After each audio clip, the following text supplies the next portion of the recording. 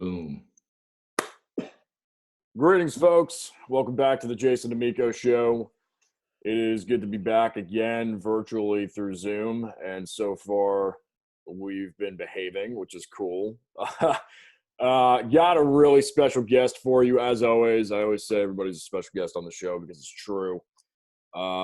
This guy, man, when he first was coming on the scene, the guitar is about the size as he was in frame, and literally, it's kind of like the Dimebag Darrell story. Literally within a year after doing open mics and basically locking himself away in his room, dude comes out as just a bona fide guitar star.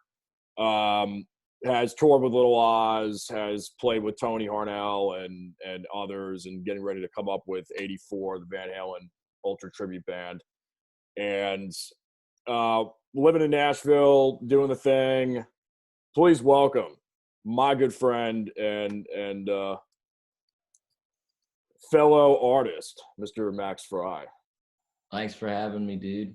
It's great to see you virtually, staying safe and everything. You know, it's for those of you who don't know, I've known Jason since I started really playing. I came out to the open mic at Rock Harbor Grill and met him there for the very first time. We were sitting outside playing your old nylon string guitar.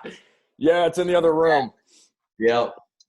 And so it's been a long time coming, man. Thanks for having me. Of course, dude. Hey, listen, exactly. Long time coming, and, virtually, it's still good. Would love to have you here, but it's just impossible. And we were trying to coordinate when I was going to be out that way last month. That's right. We were going to be filming that scene in that movie that I was telling you about, and it just didn't happen because of COVID. So here we are nonetheless. But beginning stages for you, man. I know pretty much your story to a certain degree, and we've jammed a bunch, on stage, off stage. So I kind of know your story, but this is really for the viewers. Just walk them through the beginning stages as far as how things got going for you, and maybe some seminal influences, Right. Well, I think it started out when, Kathy Bennett, my mom's friend since high school, invited me out to that place, Rock Harbor Grill. And I had played guitar a little bit, not really. And I just saw those guys, Trey Riddle and Joel Sugarman and all them. And I thought, they were awesome. And you, of course, Daniel Anderson. Yeah, man. And, I think that really inspired me. And I went home and worked on the stuff like Hendrix and Clapton and all that kind of stuff, and came back, and pretty much that was my life, is play open mics every week, and then getting up with the dudes like Bruce Clark, and those guys, Bobby Patterson. And, they taught me a lot. And then I joined this Ozzy tribute local called Osmosis. And that was just like a fun sort of thing, play on the weekends, whatever, jamming with guys in town. And so I started getting more into, heavy metal and stuff. And then I joined this dude, Little Ozzy, called me out of nowhere, man, just found me on Facebook. And, he was like, we're doing all these shows and national, and everything. And so I started playing for him, and that was a good run for a while, and, I guess I kind of got tired of it in a way, and, whatever, how that ended, but that finished. And, I decided, kind of Nashville, I came here to do a little like jam night, and I just thought the community was like so cool, and I met all these guys, Tyson Leslie, he put on this Rare Hair event. And I just met a lot of talented people and thought, this would be the place for me. And so packed it up, came here, and I've been playing for, a few people. I played with Tony, and I played with, local people. Done a little bit. Striper event too, right? Out in Nashville. Yeah. Yes, I did do that. And it was kind of strange how that happened, dude. It was like, I was playing with Dave Ellefson from Megadeth at a jam night, and Michael Sweet was just there, and he saw me playing my Flying V, and he was like, "Oh, cool guitar, man," and we started just chatting, and some dude like literally walked up who I had no idea who he was, and he was like, "Do you know this dude? Do you know this dude?" Talking about me, and Michael was like, "No, like I don't know who he is," and so he ended up watching me play, and his wife approached me, Lisa. She's a sweetheart, and just asked me, "Do you want to play with Stryper when they come to Nashville?" I said, "Yeah, why not? Of course." And so that was what was so weird is that and the Tony gig were the same gig. We opened for Stryper, and he called me also out of the blue, had no idea I was playing with Stryper, and invited me to come open for Stryper, which was kind of like the weird fate sort of twist to it. Right. No, that's interesting, man. It's really this business. It gets to a point where it's really about the people that and just being. It's a timing thing. If you were there 30 minutes before, 2 minutes before, 2 minutes after, it may have never happened. Mm-hmm. I But think, but it's that preparation in those years leading up to yeah, like that skill meets opportunity. Luck is when skill meets opportunity. That's like a really old phrase, yeah. but I've seen that happen in my life before. But time and time again, it's always strange how those things happen. Mm-hmm.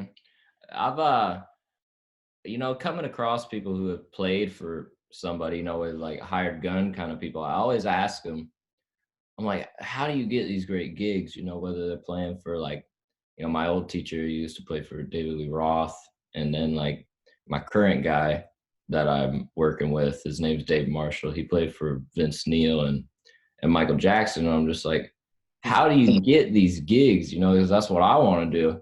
And they're just like, I was just there. That's all they've ever said. Right.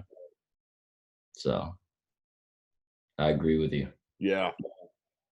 Uh, let's talk about your influences for a second, even though you hit a few. I know that Randy Rhoads is a huge one. Mhm. Hendrix as well, but I mean, and you and I both have similar influences, but just let you cut loose for a second and talk about that. Well, getting into different people. I think the people I really started getting into metal wise, Dimebag.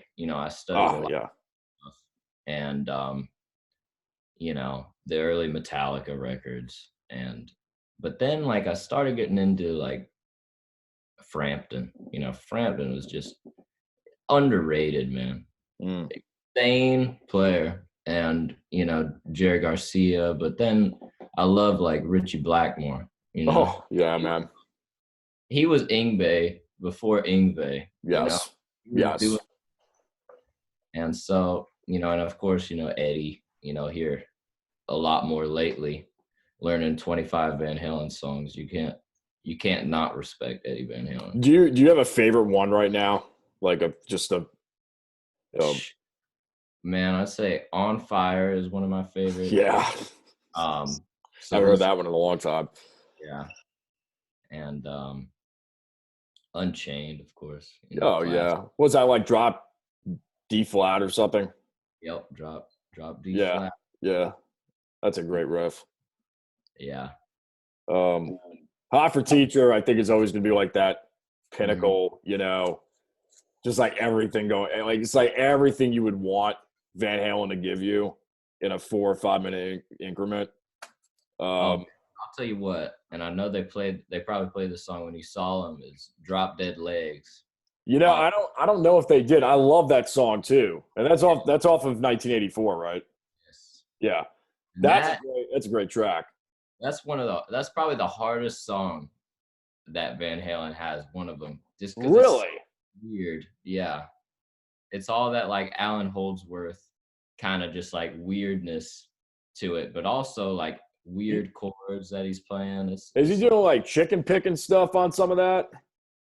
a little bit, yeah. He's kind of definitely very like fast and more staccato, rather Right, than a lot right. of hammer-on stuff he did on the other. What? So let's stay on the Van Halen thing for a second. For tone, are you using like kind of the Brown uh, Marshall? What is that, like a 50-watt head? Usually, what are you doing? Oh, what I got right here is I got, you can see that up there. It's a Yeah. new one, and it's like a plexi, but it's 25 watts, Ooh. and it's called the Plexi Studio. Ah. Yeah. And I have 100 watt, old plexi, and I love it, but it's like this thing, if you just run it through a attenuator, hot plate or whatever, and just put an EQ pedal, kind of boosting the mids a little bit, that's Right. really Van Halen sound. And but then I also got the Kemper, and when I'm practicing, Top Jimmy, he makes these great Van Halen profiles, and he's got them for every album, Wow. leading up until 1984. And so I'm kind of trying to put a rig together where I do both of those. I'm thinking like with the gig, I'm going to have the Marshall, and have all the effects and everything. And then maybe have the Kemper plug direct in and switch between the patches depending on what song I'm playing. Yeah. And I So know. Have you tried some of the 5150 amps?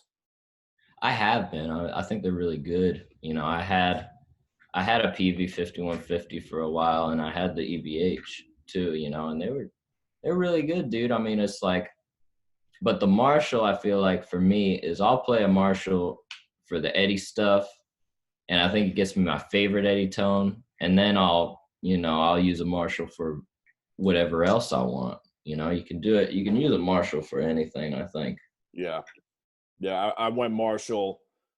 I was, I think, right when you and I kind of met, I was in the transition from like diehard Fender to going over to the Marshall side of things. And it's been, Yeah. I mean, I still use Fender from time to time for like clean stuff or whatever. Hmm. But yeah, like it's What just, kind of Fender did you have? oh man, I've still got some of them. I've got a 68 Baseman. Ooh, nice. Yeah. Um, I've got a Blues Junior, which I've had for years, and I love it. It's great because to me that's just like a baby Marshall. Yeah. It's just like because it's got the gain stage and the master volume knob. It's still not this. There's a little bit more low end on Fenders, obviously. Like more of that scoop in the mid range. Marshall usually has way more of that mid range tonal thing going on.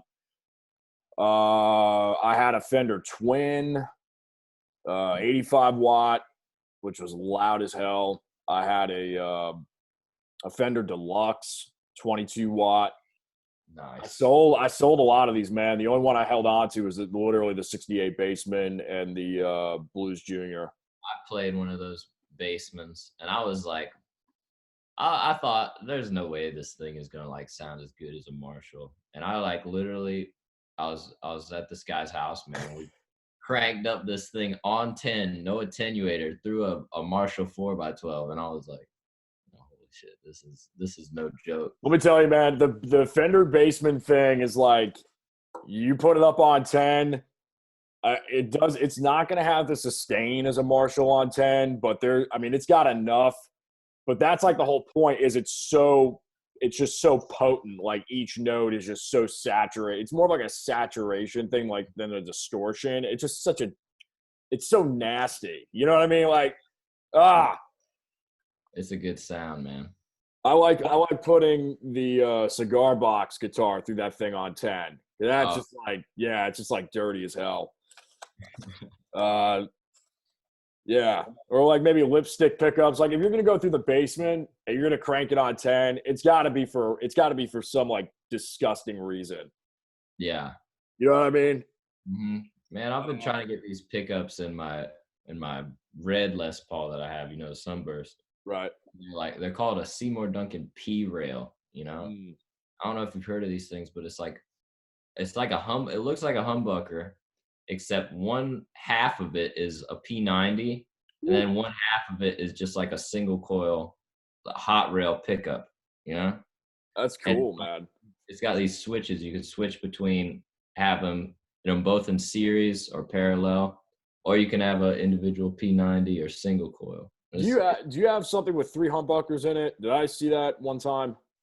No, I don't think so, man. Did you ever have your hands on one in a picture? Because I thought I saw you with one at one Yes. point. One time I did. I went over here to Groon's Guitar here in Nashville, and they let me play a 59 black Les Paul Wow. Cup. Is that kind of like the Frampton thing? Yeah, yeah, pretty much. And it was yeah, it was pretty insane, man. I don't You even know, know like what I would do with that. How many tone options are there? well, really, I mean, you can go in between the 3 pickups. I mean, it's like Okay, the middle sometimes can sound a little bit like a single coil, you find. interesting. It's pretty cool. So it can have that Strat thing to it, because it's different in the way they wire it, because it's Right. still pots. So, but it was really cool, man. I mean, to be left in a room alone with a bunch of old amps, old Vox and everything, and I'm sitting here with this, $50,000 guitar. I'm just kind of like, wow, you know, why would they do this? Why would they trust me with this?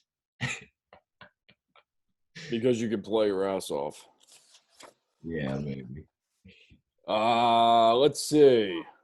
I've got like we're hitting a lot of good points here. I'll say this: the solo crafting process. That's one of the ones that I have written down for you. What's your motivation behind that? What are you usually thinking about when you're writing something, like for a solo? When Or just coming up with things. Yeah, when I'm thinking about writing and writing solos or anything, I try to I think one of the most important things is it's hard to come into writing with a clean slate in your head, kind of try to forget everything you've listened to. But then you can make the argument that, that stuff, it will always influence you. But I feel like it should influence you more subconsciously than it should in your mind. You know what I mean? And trying to do that and take your influences and really put a new spin on it and trying to make something that's universal, that kind of everyone can sit down and listen to. Like, let's say, for example, the Eagles. They're considered a rock country band, but you go find me someone who can't jam to a couple Eagles songs. Right, And right. that's why they're so successful. It's a great point. I mean, Hotel California for me is one of my students asked me, I don't know, a couple of months ago, like, what do you think is what's your favorite guitar solo? And I was like, it's impossible to answer that question, but I'll probably give you like 5 or 10 off the top of my head.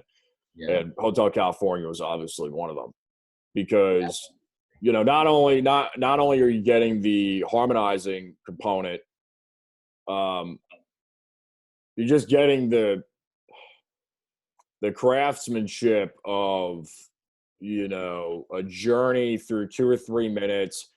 You could sit here, probably mouth the whole thing back, every single note, you know what I mean, and you don't even have to really be a guitar player to do it. That's the secret of it, Yeah, yeah, is something that's memorable, yeah. and exactly that. People can sing it back to you. And you know who was kind of good about that a lot of people overlook was Mick Mars from Motley Crue. Absolutely. A lot of his solos, they were shred, but you remember them. Yeah, well, he was very blues influenced, Mm-hmm. and he talked about it often. And one of the things, I saw this in an interview of him, that he did back, I don't know, early 90s. And I think it was during the Bob Rock era for them was for a while, but it was with John Corabi, that Yeah. era. Yeah. And he said something to the extent of, I like, the most important thing is to be original. Hmm. Above anything else, be original, continue to be original. That's the most important thing. And I listened to his playing and I realized that where he probably could have played a lot more notes in certain areas of his soloing. Obviously, he could shred, but he Yeah, was really, I mean, he was really, really important in the tone component of that band, the writing component of that band. And he really played for the song purpose, not just to flash around. exactly. And that's where, like, and I think that's part of why hair metal, I know people hate that term, glam, whatever you want to call it, 80s, but I mean, that's why it kind of died, is because all these people just started focusing on, how fast can I be and all this, like Michelangelo Badio. I don't know if you've seen him, but like his band back in the day, Nitro, they Did were they like, have you like play double, right? yes, yeah, man, he'd be doing this and playing. At one point, he had four guitars. It's like so ridiculous, man. And Yeah. he says that the record label kind of pushed him into it. And I could believe that, because that's what became cool. But that's why I think bands like Crew and that kind of shone through, and Def Leppard and Yes. even It all Poison. goes back to songs. Yeah, yeah, it does. What uh what were some of the songs that really got you into playing? The ones that like maybe 3 to 5 that just were like, wow, I gotta figure out how to do this. Yeah, yeah. I think in the early days, all along the Watchtower, once I Mm. learned that, and also some acoustic stuff, like I remember learning to play Wish You Were Here by Pink Floyd was kind of a big deal for me. And then Seek and Destroy, Seek and Destroy, Yeah. and Four Horsemen. That Kill 'Em All was one of my favorites. And then other than that, I would probably say some Eagles songs. Like a while ago, I learned One of These Nights, and I learned the solo on it, and that's just got so many like layers, and it's just amazing to play. What about vocals for you now? Because you've Yeah. got to cover out um Incubus. Hmm. Really good. Really, really like it. And the vocals on it, very, very good. And I'm excited for you to see that side of you come out. Um, That's what I've been focusing on a lot, kind of silently. I've been taking vocal lessons and trying to build on that. Just because, I mean, why not? You yeah, know, yeah, why not? And I think vocal wise, a lot of the people that I listen to is like a lot of In Excess, you know. And then, Michael Hudgens, he had that rock star thing to him. He was so cool and he sang with power. And,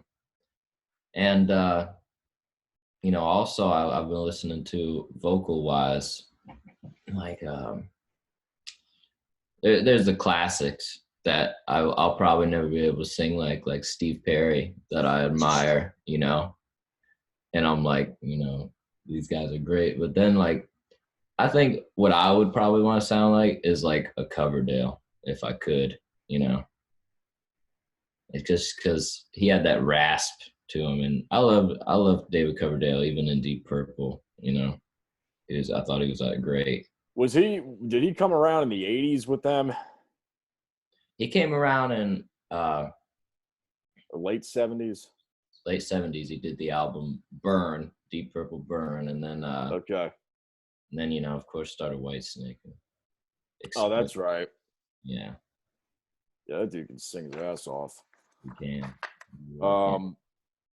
Yeah, all the Deep Purple that I was into was like the Machine Head era. So those like the original five, I believe. Ian Gillan was Yeah. singing.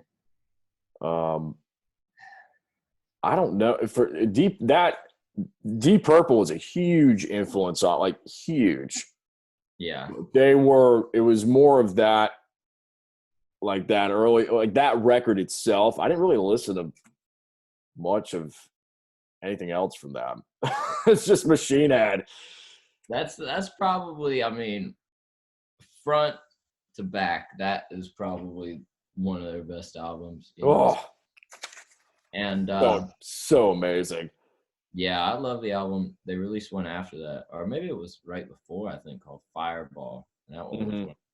And of course, they got this live album, you know, made in Japan, which is Yeah. pretty much all those songs plus the best ones off of their previous records, and that's really good, you know.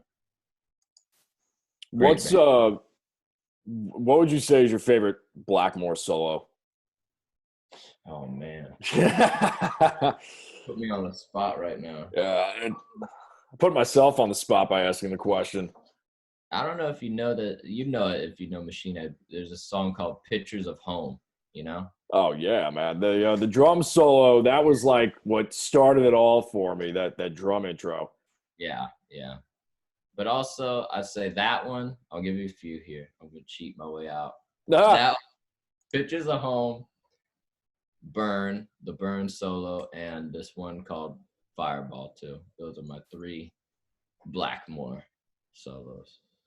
And now he plays in some like Renaissance band with his wife. yeah, he's got that Yeah. blonde babe who's like Yes. 30 years younger than he is. Yeah, I and they go think and somewhere, I don't know. Like she definitely is kind of like half his age type look, but younger than him. And they go around and tour Renaissance fairs.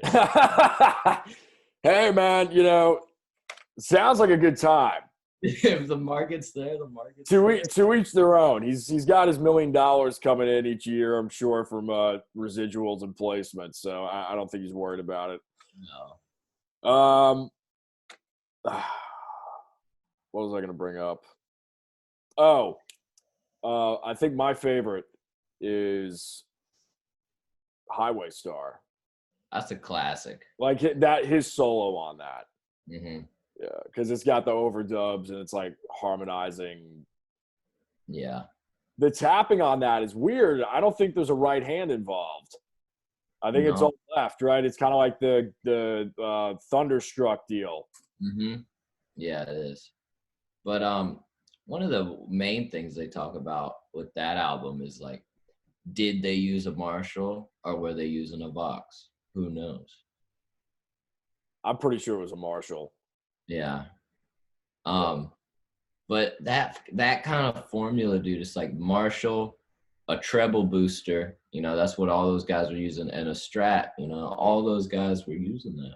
Where Yeah. it's like Brian May, he just kind of took that and put his own guitar to it, you know, of course. And then even though early guys like Roy Gallagher, you know, and Tony Iommi, who used that treble booster, and that was kind of the cool. When you think about people with cool tone, a lot of times that's what they were using, you know, for rock. Yeah, Tony Iommi. Those we totally forgot about Black Sabbath. Yeah. In this conversation, I don't know how that happened. Yeah. I mean, Sabbath, I love Ozzy and I love Ozzy's music, but I think if I had to choose, I would probably listen to Sabbath, you know, just because Randy is a better player than Tony, you know, technically. And, you know, Randy is amazing. And he was a good songwriter too. But I think Sabbath, they were just kind of like the heavy metal band, you know? Right. So. And I'll ask you this too. Do you have a favorite Black Sabbath record? I saw somebody on Facebook started this whole thread on it. And Yeah. I said Master of Reality just because that to me was the one that I just was able to keep listening to, like from front to back as a record. It just works. But I was curious to see what you thought.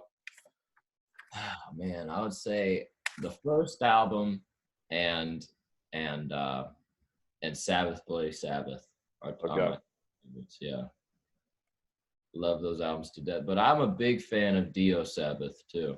You know, Right. that stuff was it's kind of on a whole other level. You know, music. Dio got around to a lot of things. Yeah, Here he we go did. with the Richie Blackmore, Yeah, Richie Blackmore Rainbow. Yeah, rainbow thing. yeah. Then we can get into that. But that was I've been listening to a lot of Rainbow in quarantine just because they're so sick. Man on the Silver Mountain. Yes. That's like the only one that I know. You gotta send me some links. Send me a couple of things when we're done with this. Yeah, I'll take a listen because I've got a lot of editing I have to do, and I'm just like trying to listen to new things. Yeah, what have you been jamming on? Lately,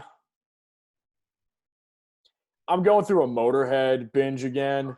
Quite honestly, yeah, I don't know what it is. Like I've just been for the last month or two with editing. I just throw like Motorhead Live on, or they have so many records, They do. That's like true. 30 or 4. It's just ridiculous. Some better than others. Yeah, yeah. The ones that I always go to are Bastards is phenomenal. Like to me, that is just because Mickey D's on drums, and I love the Animal, but like Mickey D, Yeah. like dude, when I discovered his drumming a couple years ago, it just took me to a whole nother level of appreciation of just like power, performance, articulation, just so good. In Scorpions now. I'm pretty He's sure. been with them for years, right? That's got to be a cool gig. Yeah. Another great guitar player. What's his name? Rudolph Schenker. Yeah, And Shankner. Yeah. I remember the other guy's name. Yeah, I really can't. But they've had a couple guys in his shoes, but Rudolph, the main rhythm guy, and writer, he's awesome. Yeah. Well, I mean, so Motorhead and I don't know, like that's basically been it. A lot of the times when I was listening to things, it was just when I was at the gym. But now that I'm not at the gym, I'm working at home, I'm watching like Better Call Saul or something. You know what I mean? So it's just like man, I'll put on Netflix or like a documentary or like Joe Rogan a lot of times, and I'll sit there and practice or work on something on the computer or what. But it's good for me to have something going in the background rather than just trying to sit there and focus on playing guitar. No, I'm the same way, man. I've been doing it for years. I've got a telly right there. I've got like a $50 Squire upstairs that sits in the living room. There's a guitar in like every room because you never know. Like you're sitting around waiting for something to bounce out of Premiere, bounce out of Pro Tools, and then 3 hours goes by. You lose the whole day. Yeah, pretty much. It's scary, and you know what I'm talking about. You can't pick it up sometimes. No, you can't, dude. It'll send you down the rabbit hole. So, future plans for you, besides, sitting around like everybody else is. I mean, let me. And I've also got COVID written down. Want to get your thoughts on that? Yeah, of course. I think my main plans are really trying to put a solid trio together, man. I got a lot of guys who would do it. It's just about me, and I'm working with this guy, Dave Marshall, and he played for Vince Neil and Michael Jackson. I brought him up earlier, but yeah, man, we've been getting together a lot of nights because I know he's been quarantined and everything, and we'll work on certain stuff, and I think trying to write and kind of having him oversee some stuff, and keeping the quality control as a sort of mentor, and really just trying to get a good, solid EP out. I know you've heard me say it for a while, Jason, but it's all about kind of trying to find your voice and trying to find that, so. Yeah. I mean, look, man, I've been doing this I've been putting out music since since I was literally your age and even a little bit before that, but it wasn't until right around 16, 17. So it's been about 10 years now, and 10 years in, I feel like I just now am really settling and finding those nuances. Yeah. For some people, it takes less time. For some people, it takes more time. Yeah. But no, you just keep working at it, man, Yeah. because whatever you put out, it's going to be amazing. Whatever it is, whether you go kind of the harder route or the more singer-songwriter thing, Hmm. you know, I I just put everything out because it's hard for me to really confine, So just do it. Just do what feels right. And absolutely, if you want to go the mentor route, go for it. Yeah, man. I agree with you, and I appreciate you saying that. I don't think there's no rule that says, oh, your album has to sound like your last album, No. or even on the album, it's like that all the songs have to sound the same. It's good to have a variety and, Oh yeah. not get pigeonholed into one thing. And so, yeah, definitely trying to and listening to as much stuff as I can to kind of try to inspire that, like listening to the greats. I found myself going through a lot of obscure music, and then I kind of like for songwriting, I came back to the greats. The Eagles, Jackson Brown, um, even bands like Motley Crue, and just bands. It's universal that you can just have a good song. It doesn't matter what genre it is, and so kind of doing that to look for inspiration.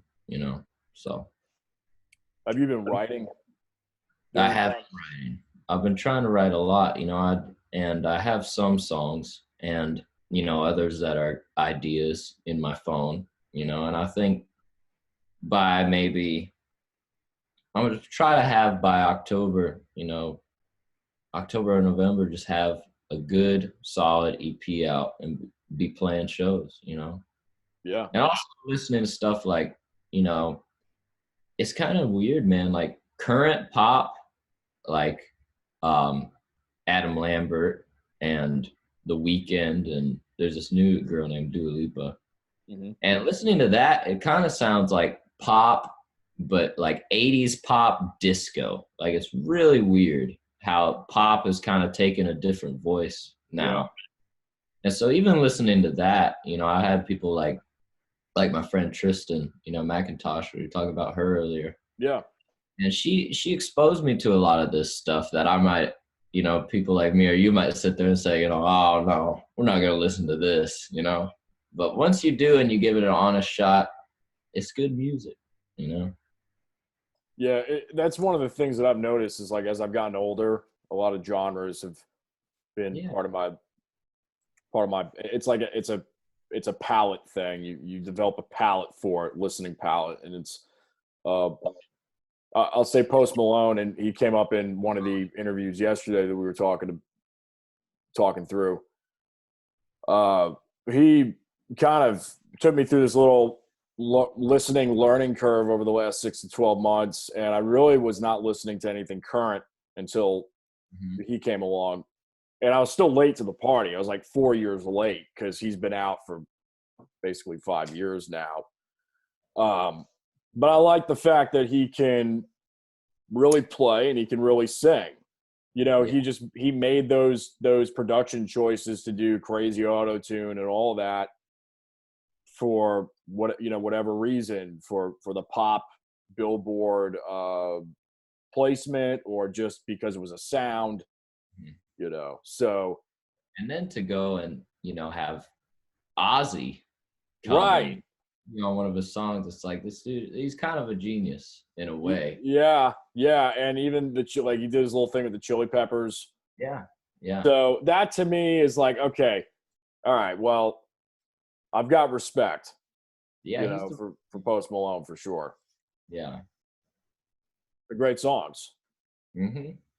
Absolutely. A little bit of a blues, melancholic twinge to them, which is nice Yeah. in my And opinion. Yeah, absolutely. You can go and find videos of him from when he was young, and he's sitting there playing a Martin and playing Bob Dylan, you Right. know? So Right. it's not like he was a pop guy first and tried to take on, the whole rock thing to try to be cool. He was kind of like more of a rock metal guy first, and he'll tell you that. And he took on the pop thing so that he would gain popularity. And now he's kind of mixing it in and exposing people in both environments, like exposing us to pop music, Yeah. exposing pop people to rock music. And that's a Yeah. good, And I yeah, think Prince kind of did the same thing too yeah, earlier yeah. on, although it was a different time, but Mhm. similar. Yeah. So you've got some stuff coming up with 84, once we're kind of out of this phase. And real quick, before we start talking about that, your thoughts on COVID, because I had tour dates that got canceled. You had dates that got canceled. Everybody had dates that got canceled. Just wanted to get your thoughts on what's going on, what you think is going to happen with all this. It's really hard to say, man. I think that, it's been living in Nashville, and I had a lot of friends who are making their living doing music. Of course, me, I still live with my mom and everything. And so I'm very blessed, to be secure in this time. If not, I would be screwed. But and I have a lot of friends who are screwed, Yeah, they're, like my friend, she had a whole 4 week tour canceled, and yeah. she was in Massachusetts and had to come home, and it's a sad thing, man. It really is. And I think the one thing that's good is seeing people in the community come together and help each other, in many different ways. And also to see people taking it seriously, because we do have to stop this, so we can get back to living life. And What What's your opinion on and not to cut you off, but oh, of course. what's your opinion on the future as far as venues and That's what I think about a lot. I think it'll end, and I think things will go back to normal. But what I worry about not going back to normal is people.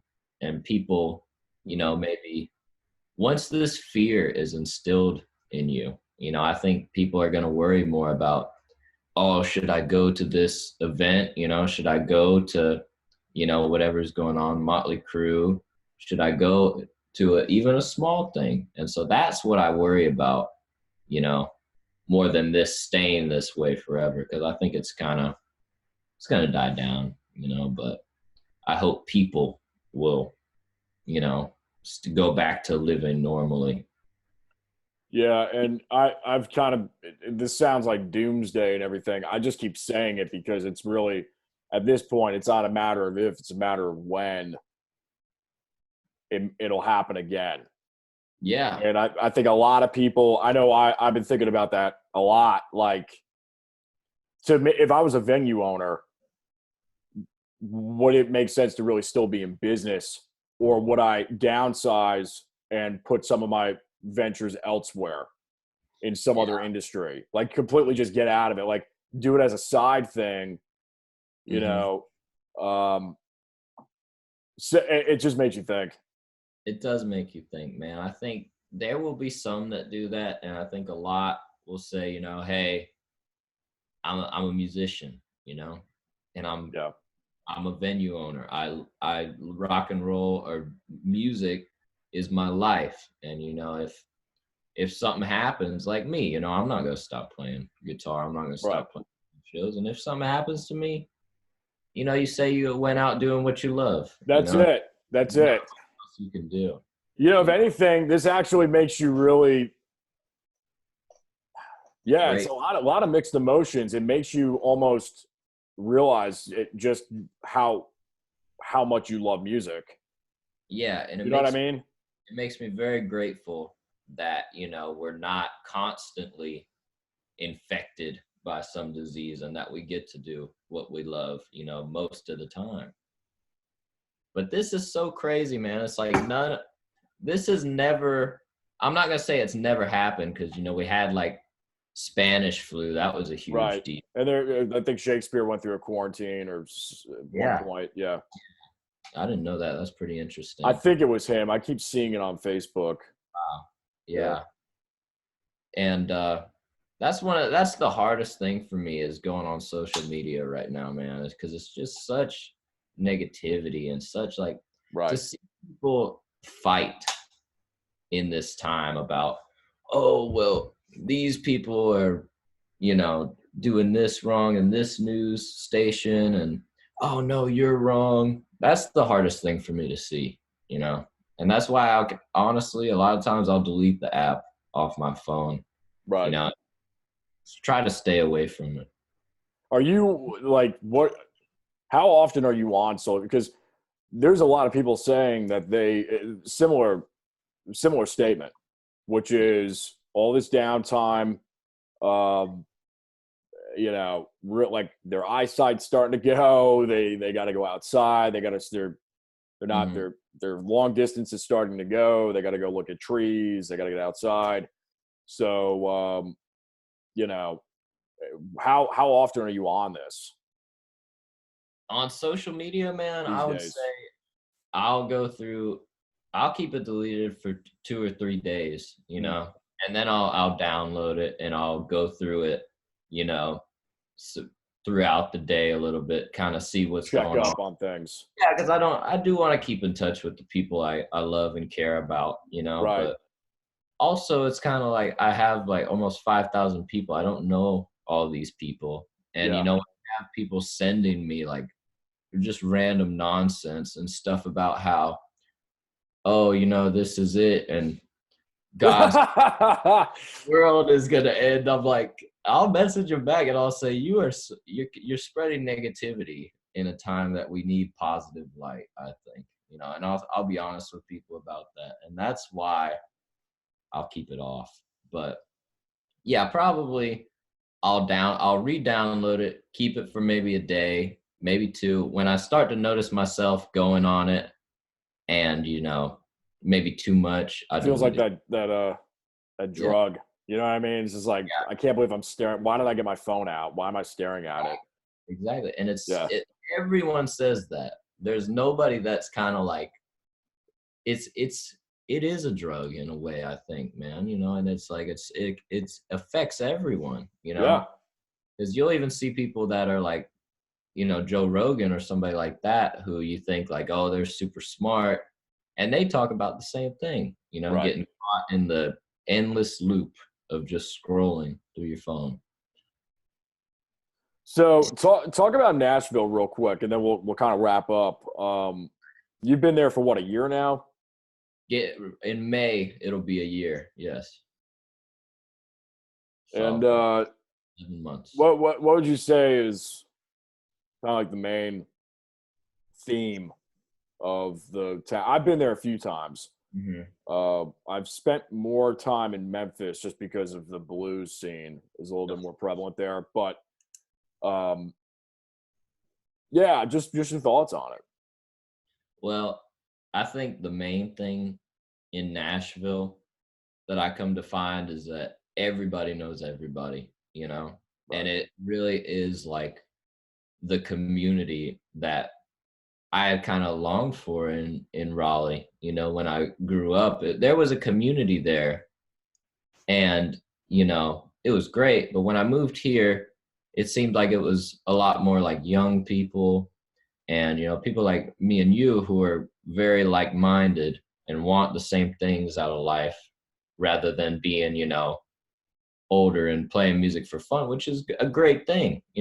That might, you could argue that's a more positive way of having music in your life. It can be. But Yeah. yeah, it can be. But what I want to do, I think this is the best place for me. I think for anyone, not anyone, but people who want music in their life, they should check it out and see if it's for them.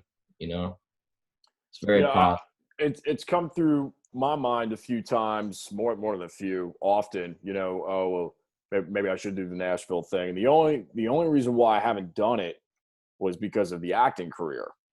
Right. because the opportunities there are just way less compared to New York or LA. So like with New York, and now there's kind of the Atlanta thing. So I don't know, man. When all this is said and done and this quarantine thing kind of dies down, I don't know how long it's going to last for.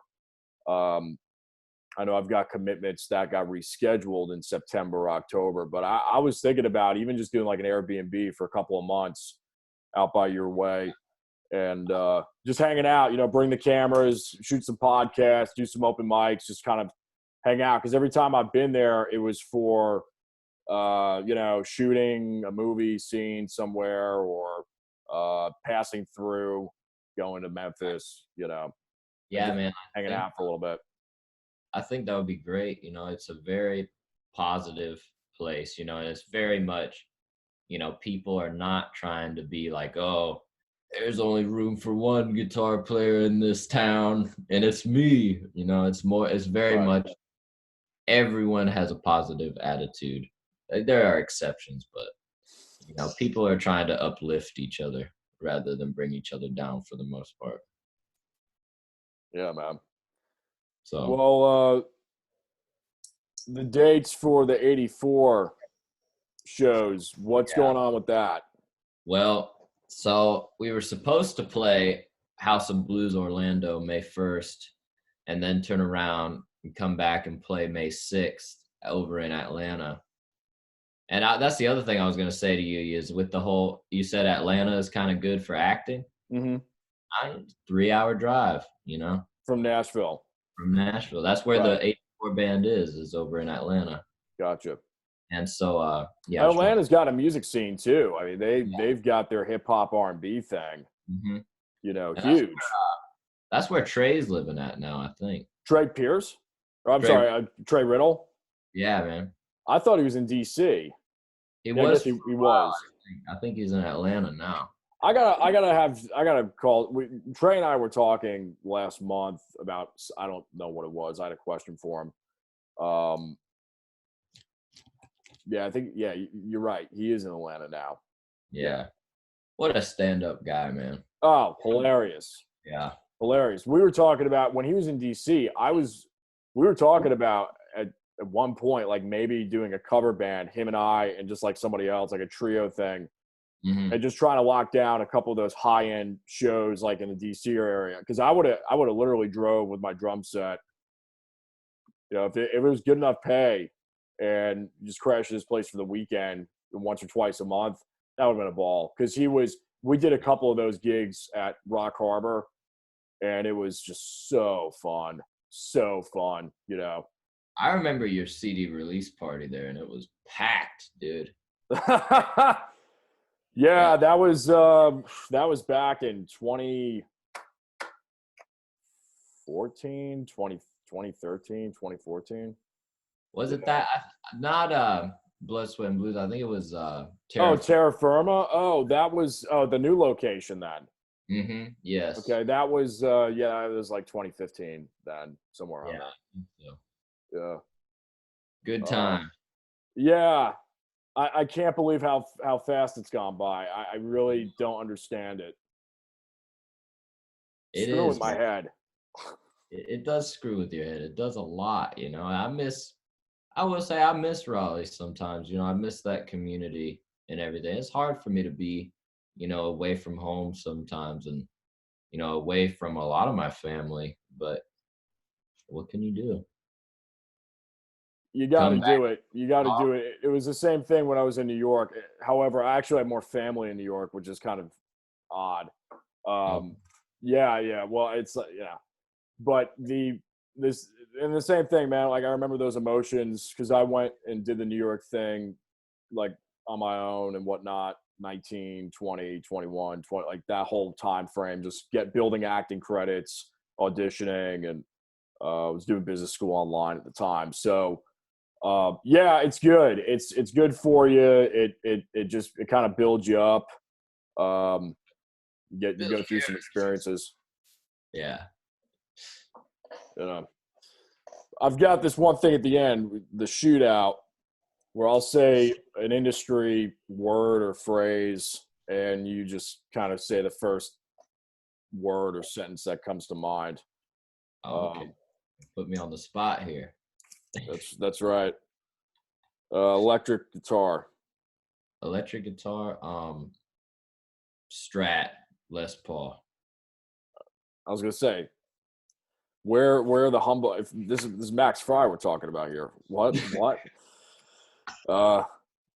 No. So yeah, and I've seen you with the Strat now. I've been playing the Strat, man. I got a. You're coming over. It's funny. You and I have both changed. Like I went from single to like more Les Paul stuff now, like or single to humbucker. Now you're like I don't know. Yeah, Everything with somewhere. the Strat. You know, you go through phases. I traded the Browns. I had a Brown 76 Strat that I was playing for a while, and I just traded it for a custom 335. So that's been my main dig right now. I love that thing. What about acoustic? Acoustic, I got a Martin.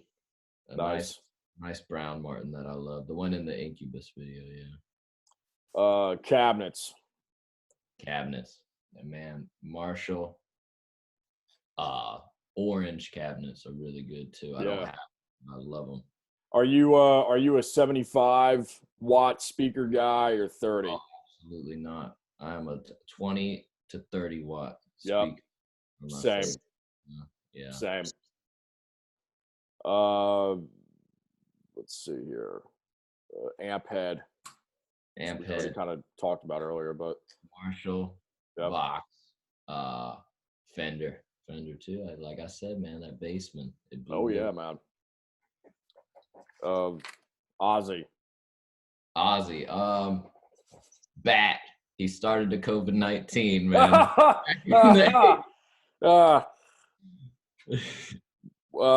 Zach Wild. Pinch harmonic, dude. Yeah. And chicken picking. Oh yeah. Yeah. He was who got me. Look, the evidence is there. Yeah. Yes. He's the one who got me into that years ago. That man, and the thing about him, man, is the way his hand like moves, like he's shredding, but he's like barely moving his hand, you know, but also moving it like crazy. It's insane. Are you talking about the left hand? No, I'm talking about his right hand. It's like, right. like almost like strumming, but he's like doing these crazy kind of. That whole thing. Yeah. Yes, I studied his. So after the Stevie Ray Vaughan phase for me, I went straight into the Zach Wild thing for at least 2 or 3 years, like heavy. Awesome. And it was because I wanted to really tighten up my technique and I wanted to get the pinky involved and just the things he was doing, like picking basically every note. I was like, what in the world? And he got that from like Al Di Meola and some other folks, but I was like, what is going on here? So mad respect for him. I will never be able to do it like him. I don't think anybody really can. It's the guy's just like, he's got his thing, man. And I mean, whether you want to hate on him or not, he's got his thing, and it's made him very successful. And nobody can mimic it. Exactly. It's like, oh, go hate on him. Go ahead. Go try and play it.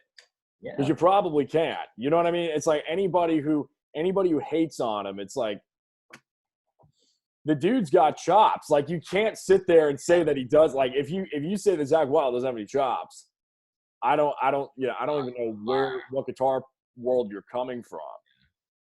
I mean, the proof is in the pudding. He's Ozzy's longest standing guitar player. Right. And got his own successful metal band. And you know what really shuts people up? You send them like the acoustic or 12-string stuff of his. It's like, the guy can do a whole record and not shred, like Book of Shadows and all that. It's like, you know what I mean? So anyway, Van Halen.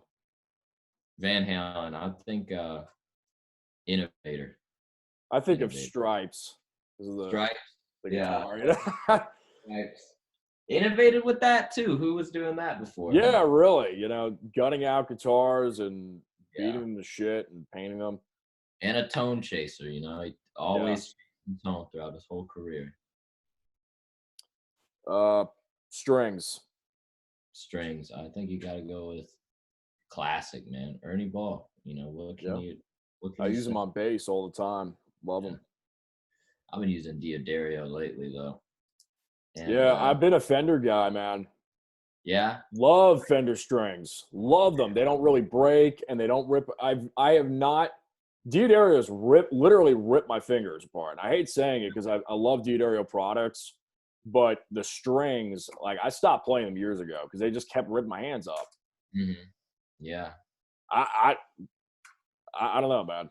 Everyone's different, man. I've got some EVH strings that I'm really falling in love with. And with me, it's like I don't know about you, but I've gone through a lot of string gauge kind of phases. Right. Like what do you play in Well, terms of? back in the Steve Ray Vaughan days, everything was whacked out. It was like high action and 11 through like 56 or whatever.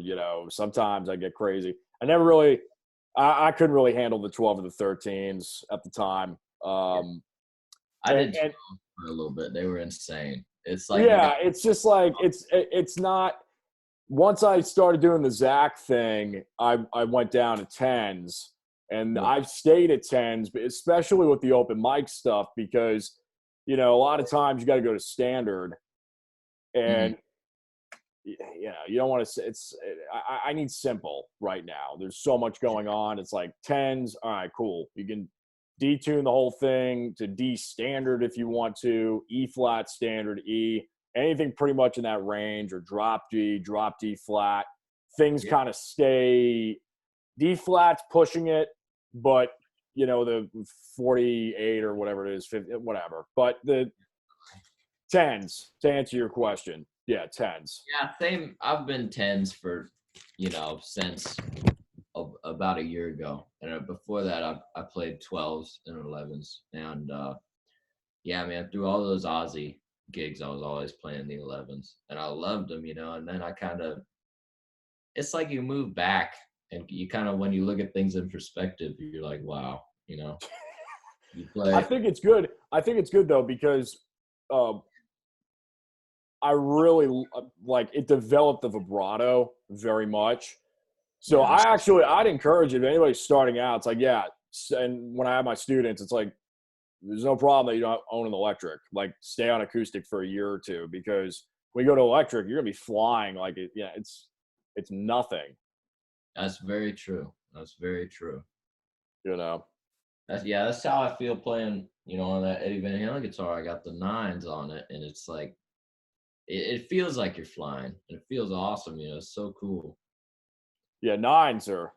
Yeah. Those are. If I stayed on those, I just break them like crazy. Yeah, nines are pretty thin. But Yeah. Hendrix played nines, I think. Dude, I think he did play nines, and like Ingve, he plays like sevens or eights. Like it's it's insane. Well, Like that explains a lot. yeah, I know. Wow. Billy Gibbons plays like eights. Yeah. Yep. Yeah. Yeah. Yeah.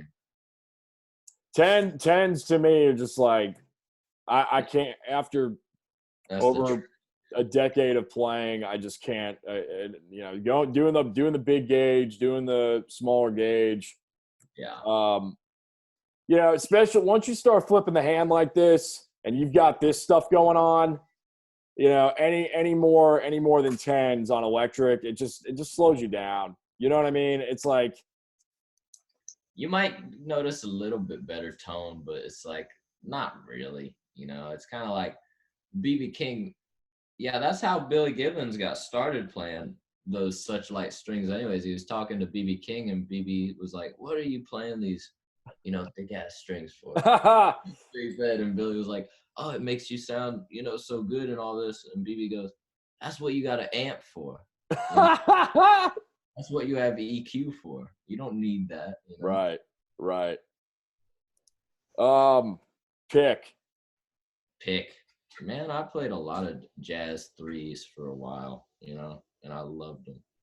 I love the jazz picks, but I've been moving into thinner picks lately. Really? Yeah, a little bit thinner, Ooh. like 60, 70. Woo! What? Dude, I'm loving them, that's man. insane, man. Yeah, I went from Fender mediums to like I'm at the Dunlop, the blue ones with the grip, they're like 1.2 or something. I don't know what they are. 1.4 maybe. So like I got Stupid thick. Yeah, a dude gave me like a bunch of these Fender extra heavies, and I played them for a while. He gave me Right. like a whole bag full of them, but then I moved to the old thin boys, and they feel great, man. Wow. But I kind of switch between two. You know, I can never, play one pick. So That is amazing, man. yeah. Wow. Wow. Oh man, I think Kirk Hammett. That's all I can. Wow. That's funny. I remember when that was a meme for a while. It would be like somebody saying something. It would be Kirk's face, and he'd go, "Wow." Yeah. That's funny. That's good. So Chorus. chorus. Like chorus pedal or whatever. Oh man, you gotta go to like David Gilmour, dude. Yeah. David Gilmour. EQ. EQ. I'd say MXR Blue. The old ones are the best. You know, they got no switch on them, but they're Hetfield came to mind for me. I don't know why. Like Hetfield, he was big with the EQ. yeah. And even good dudes like Dimebag, you know, he Oh yeah. you Yeah. And it's funny because I was one of those guys. I was like, the hell? Like I never understood his guitar tone and his playing until I don't know 3 years ago, and I was like, yeah, what? Yeah, the EQ is like I think one of the most powerful guitar pedals out there. You can make any sound with just a regular Boss G7. Right. It's great. Compression. Yeah, I have a red Dynacomp over there, and it makes your playing, I think, so much better because you don't. In a way, it does. In a way, it doesn't, because like it doesn't really make you kind of lighten your playing as much, but it makes the sound, like when you just switch to clean, so much better. Yeah, it's a little bit more gushier. And you can even use it as a drive too. Like I was messing around the other day and I had a fuzz and a compressor, and I turned like the compressor output like all the way up and make it not as squishy, and it worked like it overdrove the fuzz, but made it sound good. Yeah. I'm horrible when it comes to pedals. Like I'm so basic and so simple. If it can't fit, if there's like more than 4, I'm done. Like I just don't want to have anything, because in the studio, you've seen pictures of it. There's outboard gear all over the place. I'm a huge analog guy, so it's like the live thing. It's like, look, keep 4 pedals and a wah. That's it. I just want to play. I want to engage with people. I want to look at people. It's like I just can't deal with it. No, I don't like using a whole bunch of effects either. I'm with you. I like using the one thing I do like using is sometimes I'll bring 2 types of distortion pedals and I'll switch between depending on what songs. But other than that, I'll use an EQ tuner, maybe a chorus. Right. That's all you need, man. That's it. And a vibreverb. Yeah. Whatever it is. Vibreverb, right? Yeah. I think that's what it's called. Come into church, man, and they got like a pedal board this big, and it's right.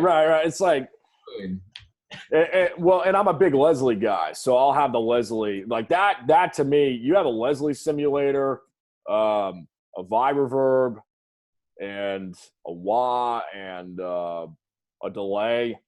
Yeah. That's pretty much it. That's what that is right there. That Yamaha big old speaker sitting under the Marshall is like an actual. My dad gave it to me, and it's like an actual Yamaha, like Leslie. It's like a rotary thing. Yeah. Oh, sick! I love that thing, man. Yeah, dude, I'm a sucker for rotary because I mean Stevie Ray got me into it. But even beyond that, like there's other people that do it. Yeah. Nashville. I'd say community, man. Community and variety. Everyone thinks it's country music, but there's everything here. Cool. So this is actually kind of, I chuckled at the beginning before we were recording. because I have this question that I ask everybody. And it's just like, for you, it's hilarious, and you'll see why. If you could go back in time to your 15-year-old self, knowing what you know now, what would you tell them? So that doesn't give you much time. It's about a year, but I'm sure there's some things you can say. I would say, don't let people get to you as much. Definitely look out for shady people, because that's the one thing you find, man, is working with shady people, you're never going to get anywhere. Right. That, and be more open-minded to different kinds of music and all that. You have something to learn from everyone. It's great. Well, all of your social media we'll have in the description box. And Yep. Is there anything, any last words that you want to say? I'd say everybody stay safe in this time. Keep being productive, doing music, working out, whatever you like to do, and get through this together. And thanks for having me, dude. Really. Oh yeah, man. Thanks for coming on. Yeah, it was a blast. It seems like we just started too. We've been going. Yeah, I know. That's how it is on the show. It's like there's been episodes that have gone on 2 hours, 2.5 hours, and it's funny because Zoom, I don't really have to edit anything. I might sync some audio because I'm running on Pro Tools right now. We're just experimenting. We're going through phases. We'll see, if it syncs up properly or not. But Zoom kind of just does the camera angles for you. I can click like live right now while we're doing it and just change the angles. But yeah, man, some of those podcasts, they'll take a couple hours to really just finalize. That's the future, I think, dude. All these podcasts like Joe Rogan and everything. He's been doing it for a while. So much popularity. Yeah, and I started this. This is still kind of like 9 months old. It's not even a year old yet. We've done, at this point, I don't even know what episode this will be. We're releasing Jessica Lynn's, actually. It's actually just released an hour and a half ago. But dude. Awesome. She's number 36, and I've got like 10 or 15 in the box. Mm-hmm. So, we've got like another 10 that I'm shooting in the next week just because everybody's in quarantine and bored. I saw my boy Trey Richardson. Yeah, man. Yeah. Trey is hysterical. Good people. Good people. Else, dude. Yeah. Yeah, he's a trip. Uh-huh. What was the last time you guys jammed? Me and Trey, man, I haven't talked to Trey in a while. Yeah, hit him up. Tell him hey. He's a good dude. Yeah.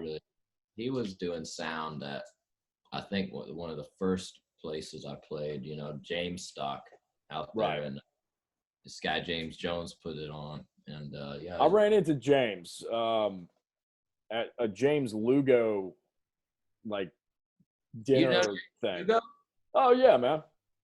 Dude, that's so weird you should say that. I have a vocal lesson scheduled with him tomorrow morning. Yeah, man. Yeah, tell him I say hey, and tell him I'll text him. I'll tell, because we were trying to get him on the podcast when he was here in North Carolina like a few months ago, and he told me that he lived in Raleigh or something.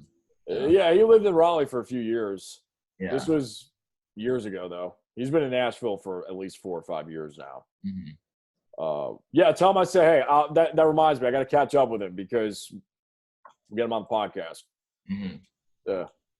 But that's so weird you should say that. That goes to show you how small the community really is, dude. Everyone knows everyone. I think there's tiers. You know what I mean? Yeah. And I think that arena. You and I, as younger guys, I mean, I'm 10 years older than you, but I still consider myself. I still feel like 16, man. You know what I mean? It's just so. Well, actually, you don't know what I mean, but you'll know what I mean in 10 years. But I still feel like I'm 16, and I think it's the music.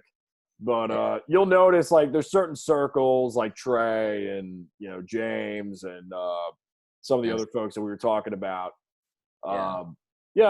Similar venues, similar sounds, genres, influences. Yeah. And, you know. And what I find is crazy, like, is when I moved here, and a lot of people know who those guys are, you know, like Right. old people that I'll meet here are like, oh yeah, I know James Jones, or I know Trey Richardson, or whoever it may be, you know, and I'm like, how, you know, like Right. how did you even get to know him, you know? But it's Yeah. always Yeah. funny how those Yeah. circles connect. Yeah. And even like the New York connection and the LA connection, there's a lot of folks that have kind of pooled in either Nashville or Raleigh Durham for some reason. I don't know why. But same thing. You say a couple of names and, wow, I can't believe you know so and so.